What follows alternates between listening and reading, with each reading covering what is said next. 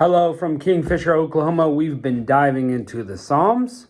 Today we're going to look at a couple Psalms of David, and then perhaps if we have time we'll get to an anonymous Psalm. So we have been noticing that there are lots of great classic lines from the Bible in the Psalm. Also, music, poetry, great word pictures. So we're thrilled to be jumping into Psalm 69. Save me, O God, for the waters are come in unto my soul. I sink deep in the mire where there's no standing. I am come into deep waters where the floods overflow me. I am weary of my crying. My throat is dry. Mine eyes fail while I wait for my God. They that hate me without cause are more than the hairs on my head. They that would destroy me, being mine enemies wrongfully, are mighty. Then I restored that which I took not away. O God, thou knowest my foolishness, and my sins are not hid from thee. Let not them that wait on thee, O Lord of hosts, be ashamed for my sake. Let not those who seek thee be confounded for my sake. O God of Israel, because for thy sake I have borne reproach, shame hath covered my face. I am become a stranger unto my brethren, and an alien unto my mother's children. For zeal of thine house hath eaten me up, and reproaches of them that reproacheth thee are fallen on me. When I wept and chastened my soul with fasting, that was to my reproach. I made sackcloth also my garment, and I became a proverb to them. They that sit in the gate speak against me, and I was the song of drunkards. But as for me, my prayer is unto thee, O Lord, in an acceptable time. O God, in the multitude of thy mercy, hear me in the truth of thy salvation. Deliver me out of the mire, and let me not sink. Let me be delivered from them that hate me, and out of the deep waters. Let not the water flood overflow me, neither let the deep swallow me up. Let not the pit shut her mouth upon me. Hear me, O Lord, for thy loving kindness is good. Turn unto me according to the multitude of thy tender mercies. And hide not thy face from thy servant, for I am in trouble. Hear me speedily. Draw nigh unto my soul, and redeem it. Deliver me because of mine enemies. Thou hast known my reproach, and my shame, and my dishonor. Mine adversaries are all before thee. Reproach hath broken my heart, and I am full of heaviness. And I looked for some to take pity, but there was none, and for comforters, but I found none. They gave me also gall for my meat, and in my thirst they gave me vinegar to drink. Let their table become a snare to them, and that which would have been for their welfare, let it become a trap. Let their eyes be darkened that they see not, and make their loins continually shake. Pour out thy indignation on them, and let thy wrathful anger take hold of them. Let their habitation be desolate, and let none dwell in their tents. For they persecute him whom thou hast smitten, and they talk to the grief of those whom thou hast wounded. Add iniquity unto their iniquity, and let them come not into thy righteousness. Let them be blotted out of the book of the living, and let them not be written with the righteous. But I am poor and sorrowful. Let thy salvation, O God, set me on high. I will praise the name of the God with song, and magnify him with thanksgiving. Let this also please the Lord better than the ox, or the bullock that hath horns and hoofs. The humble shall see this, and be glad, and your heart shall live that seeketh God. For the Lord heareth the poor, and despiseth not his prisoners.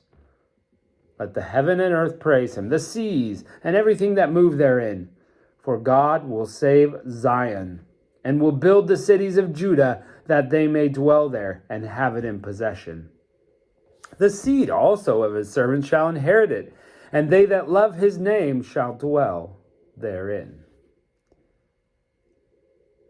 Okay, so this is a much longer psalm than some of the ones that we've been looking at, and it's got a few different feelings in it. It has a little bit of a Job feeling, like, I didn't do anything wrong, but things are going against me. I also think there's some kind of treachery also kind of feels like it's involved there. Like, people that were my friends are now my enemies. I'm bearing reproach that I didn't do anything. My brothers are against me. Oh, that was parallelism, by the way. Verse 8 there. I have become a stranger to my brethren and an alien to my mother's children. Remember, parallelism in its classic sense just kind of says the same thing two different ways, but kind of develops this picture. That's the kind of poetry we're looking at. But there's also some prophetic nature. It almost is like it was, almost like it's saying the words of Christ there. For zeal for thy house hath consumed me. That's a quotation about Jesus. Sackcloth is my garment. I mean, goodness. And some great word pictures. Don't let me sink into the mire. Let not the water flood overflow me. Neither let the deep swallow me up. I think this psalm's got it all going on. It's not super positive, but sometimes we're just not in a super positive place. I really felt the beginning kind of speaking to where kind of I am today. So, that's the great part about the Psalms is that, if you're feeling like overwhelmed by the amount of enemies you suddenly have, then this is your Psalm. God sees that. God knows it. Anyway, it gives you permission to feel those feelings.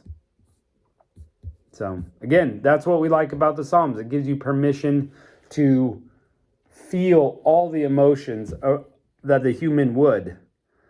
If you want to see your enemies destroyed, sort of, not really, but just kind of a little bit, that's what David was calling for right then. He, where was it? One of them, he's like, crush my enemies, basically. Oh, let their table become a snare for them, and what would have been for their welfare, let it be a trap. And then he calls for their habitations to be desolate, so that no one lives in their tent. Let their family die. Yikes, David, goodness. But we felt that way sometimes as people, just saying. Psalm 70. Make haste, O God, to deliver me. Make haste to help me, O Lord. Let them be ashamed and confounded that seek after my soul. Let them be turned backward and put to confusion that desire my hurt. Let them be turned back for a reward of their shame that say, aha, aha. Let all those who seek thee rejoice and be glad in heart in thee. And let such as love thy salvation say continually, let the Lord be magnified. But I am poor and needy. Make haste unto me, O God. Thou art my help and my deliverer. O God, make no tarrying. From psalm to psalm, we just see the difference so quickly in that one. The last one was kind of long and drawn out and specific, crushing the enemies. And this one is like a quick plea, help me, please. I'm in difficulty. We don't always have time to pray these long, flowery prayers, but that doesn't make the short ones less effective. In fact, sometimes it's better.